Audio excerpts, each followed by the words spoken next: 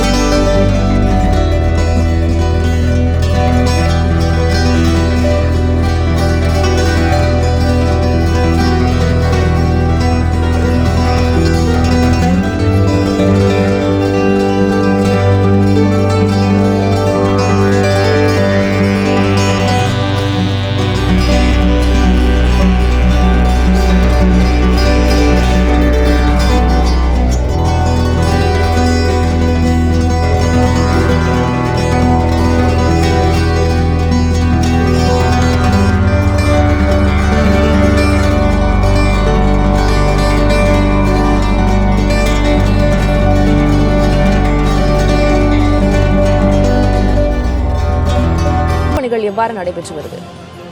சென்னையுடைய மைய பகுதியா இருக்கக்கூடிய தேனாம்பேட்டை பகுதியில ஆயிரக்கணக்கான குடியிருப்புகள் இருக்கு, லட்சக்கணக்கான மக்கள் வசிக்கக்கூடிய பகுதி. அந்த பகுதியில காலை முதல் பெய்து வர கனமழையின் காரணமாக அதிகபட்சமா ஒரே இரவுல 20 சென்டிமீட்டர் மழை பெய்ததன் காரணமாக தற்பொழுது அந்த பகுதியில வெள்ள நீர் சூழ்ந்திருக்கின்றது. சில பேர் அங்க இருக்கக்கூடிய அந்த போட், ஃபைபர் போட் இருக்கு, அந்த போட்ல மீட்டு வரக்கூடிய காட்சியில புதிய தலைமுறைக்கு பிரத்யேகமாக கிடைத்திருக்கின்றன. இது போன்ற ஒரு சூழல் 2015 தான் சென்னையில பார்க்க முடிஞ்சது. அதற்கு பிறகு தற்பொழுது அதே போன்ற ஒரு சூழல் தற்பொழுது இருக்க முடியுது, நம்மளால பார்க்கப்படுகிறது. இந்த நிலையில ஃபைபர் போட்ல அங்க இருக்கக்கூடிய மக்களை மீட்கக்கூடிய காட்சிகளை தான் நீங்கள் பார்த்து வருகிறீர்கள். தேனாம்பேட்டை, ஆழ்வார்பேட்டை உள்ளிட்ட மைய பகுதிகளிலே இது போன்ற மழை நீர் சேர்ந்திருக்கு, அதிக அளவில் சேர்ந்திருக்கிறது அது பெரிய ஒரு சவாலா இருக்கு. ஏன்னா கார்பரேஷன் ஊழியர்கள் மற்றும் பொதுப்பணித்துறை பல்வேறு துறையை சேர்ந்தவர்கள் இணைந்து போராடினாலும் கூட தண்ணீர் பல்வேறு பகுதிகளில் தேங்கி இருக்கிறதன் காரணமாக மீட்பு பணிகளில் கொஞ்சம் இது தொய்வு ஏற்படுகிறது.